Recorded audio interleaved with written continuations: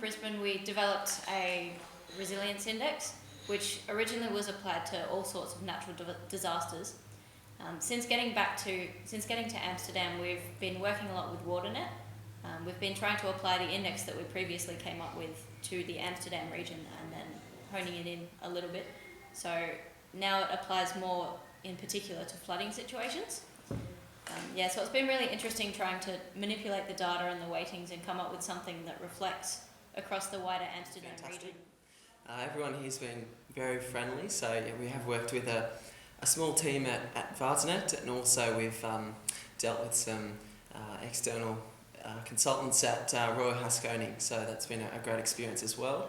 Everyone's been very welcoming. It's been great to get their insight into the water issues and the challenges that they're facing, and particularly how resilience is most relevant here in the Netherlands as opposed to over in Australia, where we first developed the initial foundation for the index.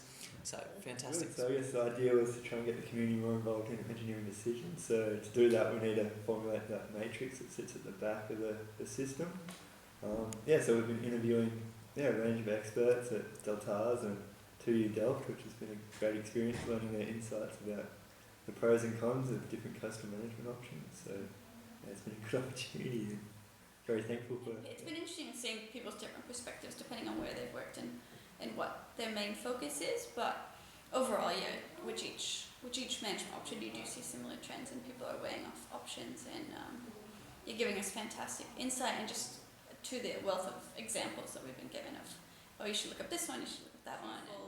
But coming from Australia and working in the environmental science field, there's a lot of, influence on the natural values and nature where the Netherlands is so built up. Like what they're dealing with is quite different. And so, you've taken away whole lakes and you've done these massive scale changes for safety that we haven't even touched on in Australia. And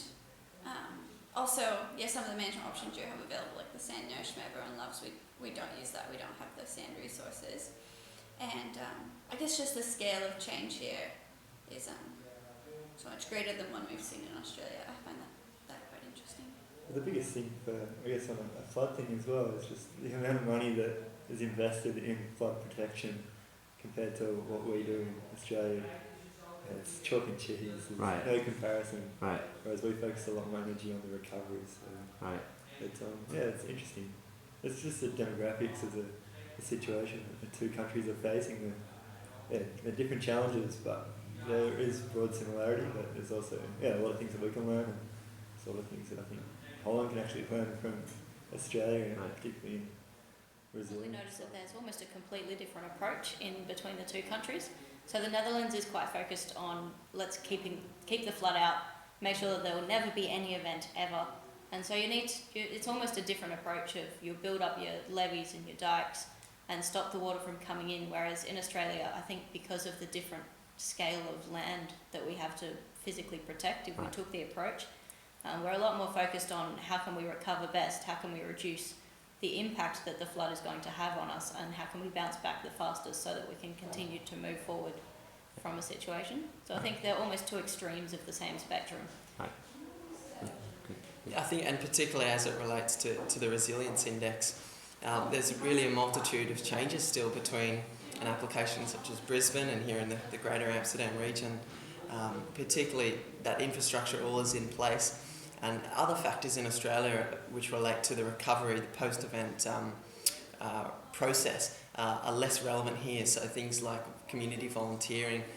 In our index here, we're looking more into factors such as the soil permeability, runoff potential, the economic damage which would be caused to the infrastructure for a 0.6 metre sea level rise or water level rise. So those factors need to be centred around the approach that the Netherlands takes. And so that needs to be reflected in the indicators that are chosen. There's still, in saying that, there's a lot of similarities, particularly from the demographics point of view. You still need to look at similar factors around the age, and similarly from the economic point of view, looking at factors such as wealth and employment. These are universally important to resilience in cities around that. It's been fascinating, great experience being here. Certainly where we've been staying has been an incredible experience to see the history and the architecture of those buildings and being there on a canal house, and travelling as well, being here as I guess someone who's working here rather than as a tourist is a completely different perspective, and it allows you to meet a lot more people as well. And as I said earlier, everyone's been so welcoming and friendly, fantastic as well. Raw herring. The raw herring, yeah, you like that? It's my favourite. So yeah, it's all round, it's been a wonderful experience.